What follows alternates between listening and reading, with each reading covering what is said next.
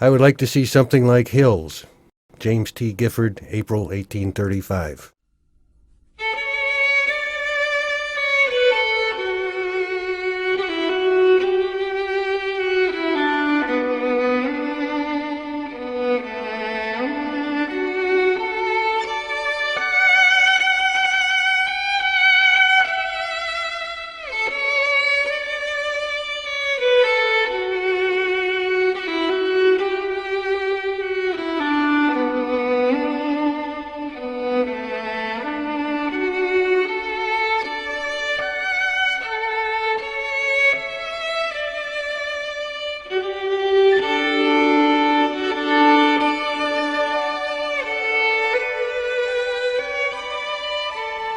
Venturing west from New York, James Talcott Gifford was looking for the perfect place to build a new town. His journey brought him to Illinois in 1835. "The Fox is the finest stream I ever saw," said Gifford, as he chose a crossing site on a direct line to Galena.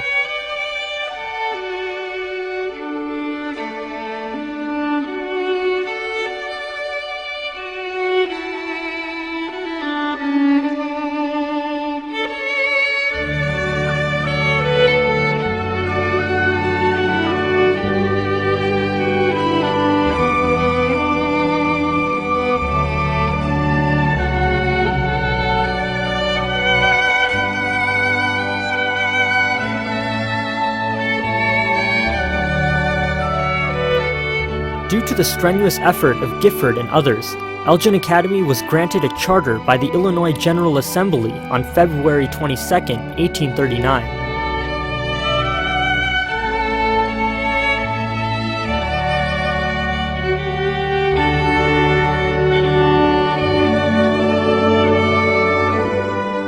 The times were too hard, and money was too scarce. E.C. Lovell, 1893. After the initial outburst of enthusiasm for the construction of a new school, reality set in. The Academy's founders were busy men, and farming, business, and family pursuits required much of their time. Currency and coin were also scarce, and transportation was difficult. During this decade, it was not uncommon for Elgin farmers to spend up to 5 days on a round trip to the Chicago markets.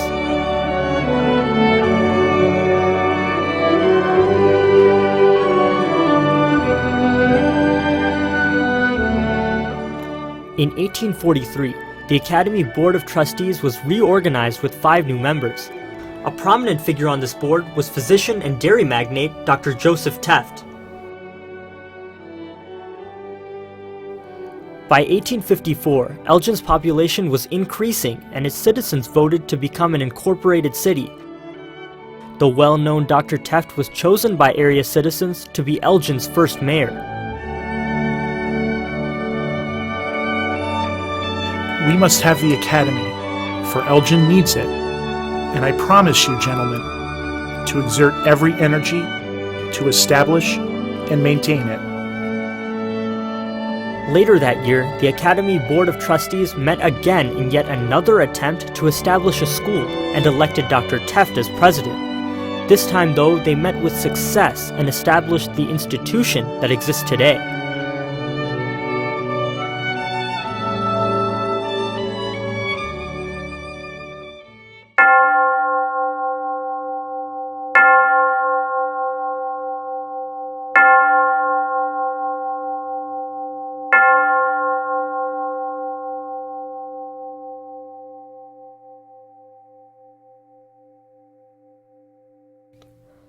On April 12, 1861, the Confederacy attacked Fort Sumter, beginning a bloody 4-year conflict that would eventually claim the lives of over 1 million Americans.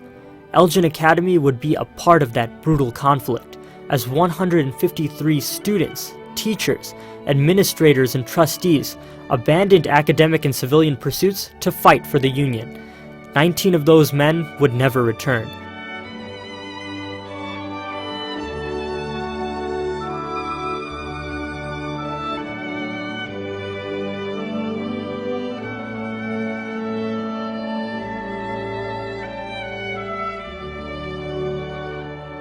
at least 10 more would die from the effects of unhealed wounds, exposure, and traumatic stress shortly after the war.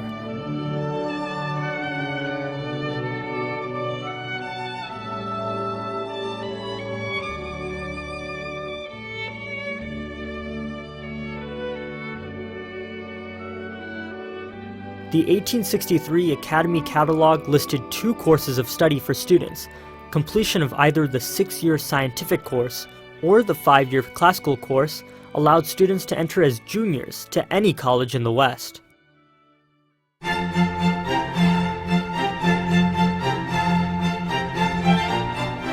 Amos and Susan Sears came to Elgin Academy in the fall of 1870, bringing with them unusual equipment and experience after successful academic careers in Ohio. The Sears' energy and teamwork, coupled with the school law of 1872, which required formal examinations for public school teachers, propelled the academy to new heights. Courses of study were reorganized, and regular classes were established. Laura R. Davidson in 1872 was the first Elgin Academy student to receive a diploma. Lewis Skinner followed a year later. By 1874, classes were filled with 247 students crowding Old Main. Building and ground improvements were made, the school debt was retired, and Academy Hall, the open room on the 3rd floor, was partitioned and refitted for overflow students.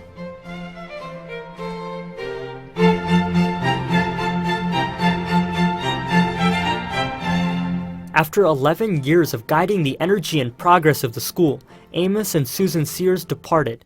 2 years later, Professor J. Adolf Schmitz, in conjunction with the Board of Trustees, began efforts to establish an endowment to provide for the financial future of the Academy. The 1880s saw many gifts bestowed upon Elgin Academy.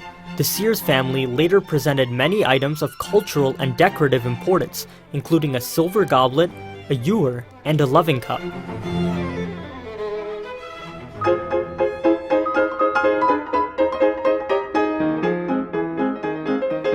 Principal Alfred Welch invigorated academy programs and established a night school and a business college on campus.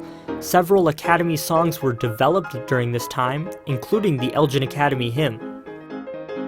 Sports were very popular, and tennis, baseball, and football events were avidly followed.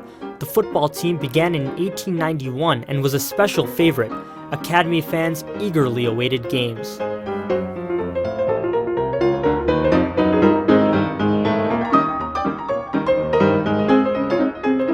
In 1903, Elgin Academy became affiliated with Northwestern University. That same year, Mr. and Mrs. Lord pledged $40,000 to the Academy, and by 1908, the Academy endowment reached $45,000. A 1908 pamphlet declared that the Academy's goal was, quote, the development of thinkers whose minds were carefully trained and whose characters are distinguished by justice, earnestness, moral force, and mutual helpfulness.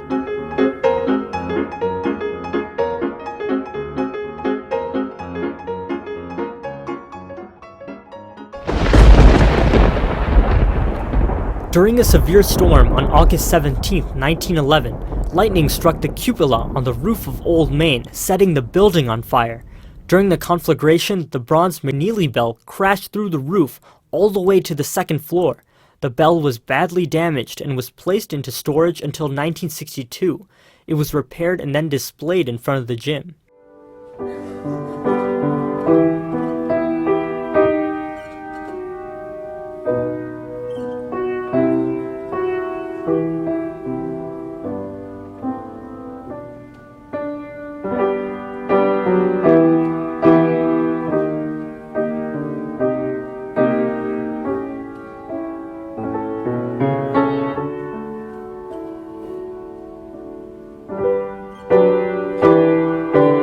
Neil Bosworth, an EA alumnus, said, "The Academy is changing, taking the student beyond the limits of a high school education into the collegiate field.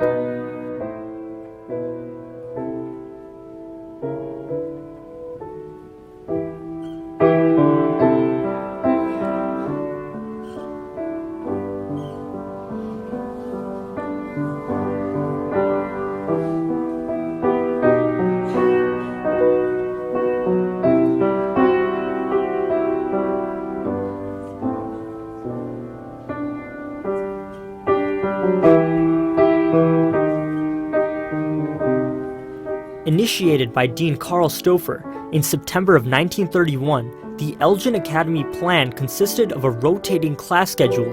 Stouffer touted this plan by saying, "Eminent educators declare this plan to be a forward step in education. The change has resulted in doubling the percentage on the honor roll and almost eliminating failures." Elgin Academy's young scholars responded in agreement. "We students have found a greater zeal in learning."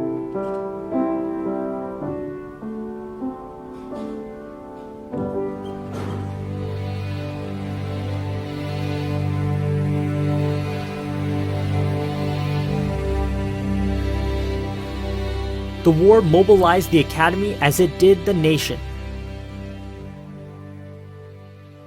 EA girls rolled bandages for the Red Cross, prepared packages and gift boxes for alumni stationed overseas, and organized a book drive for men in the Merchant Marine. Approximately 300 faculty and students served in the war effort. Sears Gallery participated in the war effort by hosting exhibitions of war posters, camouflage, and the works of Army illustrators.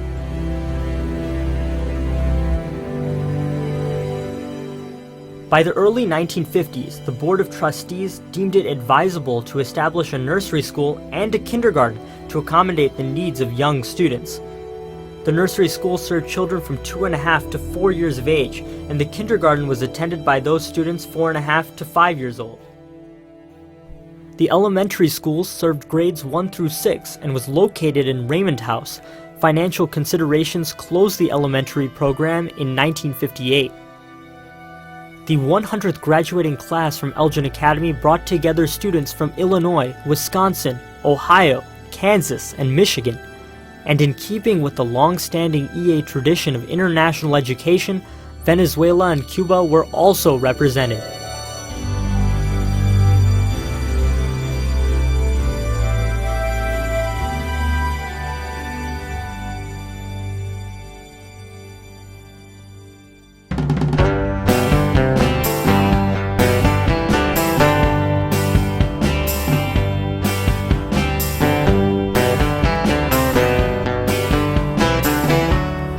Since 1940, female boarding students had either lived off campus or in the bungalow or cottage. With the completion of a new girls' dormitory in 1962, North Hall became a major addition to campus. The next year, the gym was also reconfigured with a new addition. Some original portions of the building were demolished, leaving only the swimming pool and entrance. Lovell Hall had served the academy well since 1858. This building was demolished in the summer of 1962. Edwards Hall, constructed in 1969, is one of the more recent additions to the EA campus. Several homes were demolished to provide room for this latest learning center.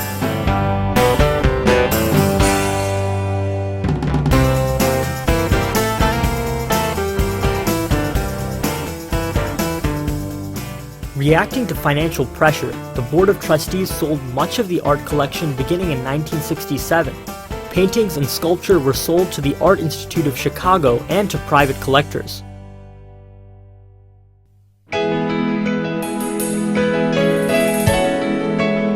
By 1971, the Academy served 225 scholars, almost equally divided between boarding and day students. A major policy shift was enacted 2 years later. The board elected to phase out the boarding program, resulting in a severe drop in enrollment.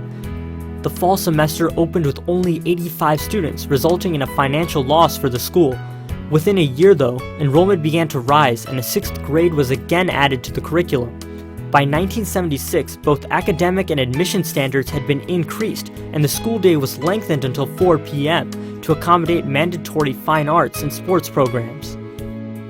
Due to these and other elements, Business Week, in its December 11, 1978 issue, listed Elgin Academy as one of the most outstanding independent schools of the Midwest.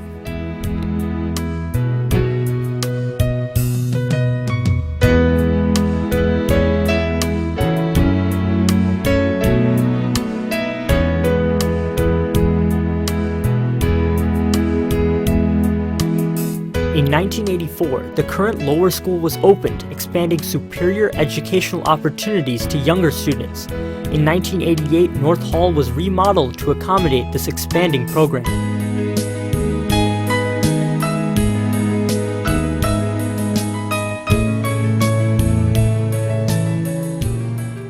Great strides were taken in the 90s with the adoption of the first strategic plan by the Board of Trustees in 1994. Academy students also continued a long tradition of service to the community by participating in public action to deliver shelter, commonly known as PADS, as well as other service projects.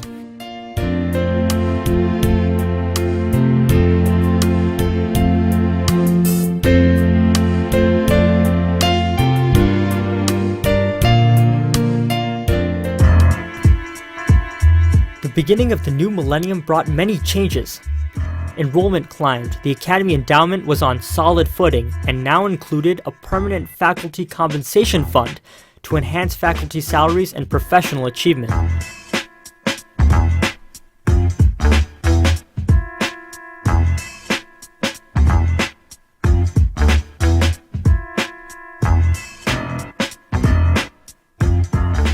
Beginning in 2006, Summit Academy became a part of Elgin Academy, giving the school both a Hilltop campus and a River Road campus.